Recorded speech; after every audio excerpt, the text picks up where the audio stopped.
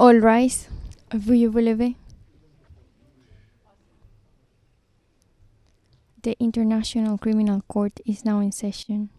L'audience de la Cour pénale internationale est ouverte.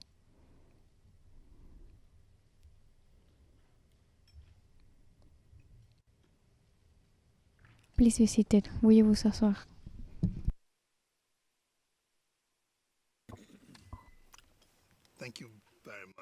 Président, merci beaucoup et nous sommes en audience publique. Je vous souhaite à nouveau la bienvenue. Et en général, dans ce genre de procédure, il y a une requête, lorsqu'une requête de ce style est présentée, cela peut susciter beaucoup d'émotions.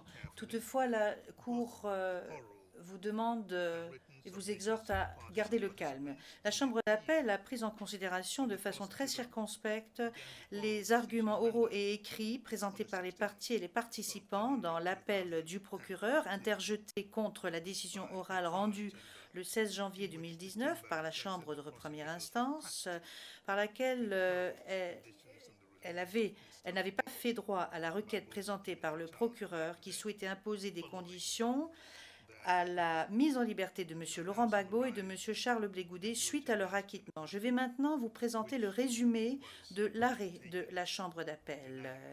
Arrêt qui a été décidé à l'unanimité. Ce résumé ne fait pas partie de l'arrêt écrit. Seul fait foi l'arrêt écrit qui présentera la décision et les raisons de la Chambre d'appel. Cet arrêt écrit sera mis à la disposition des parties et des participants ce soir pour les raisons expliquées dans l'arrêt écrit. La Chambre d'appel décide à l'unanimité ce qui suit. Premièrement, la décision orale de la Chambre de première instance numéro 1 en application de l'article 81.3 petit c petit 1 du statut en date du 16 janvier 2019 est amendée par l'ajout d'un ensemble de conditions qui assortissent la mise en liberté.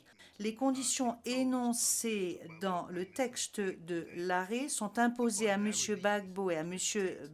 Blé Goudet au sujet de leur mise en liberté vers un État qui sera disposé à les accepter sur leur territoire et qui sera disposé et en mesure d'exécuter ces conditions. Deuxièmement, il est demandé au greffier de prendre des mesures auprès des États disposés à accepter sur leur territoire M. Gbagbo et ou M. Blé Goudet et à mettre en œuvre les conditions énoncées dans le texte de l'arrêt.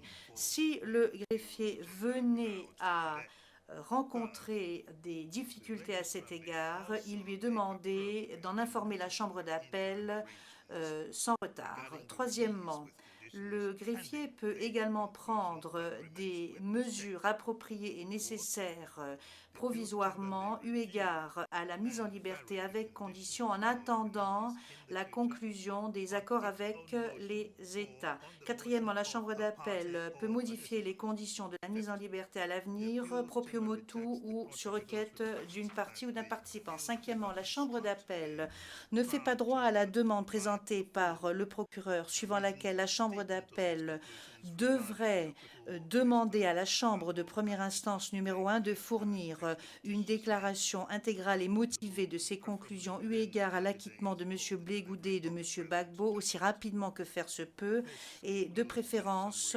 30 jours après que nous rendons cet arrêt. Ceci met un terme au résumé de cet arrêt. Je remercie les interprètes, les sténotypistes, le personnel du greffe ainsi que les parties et les participants.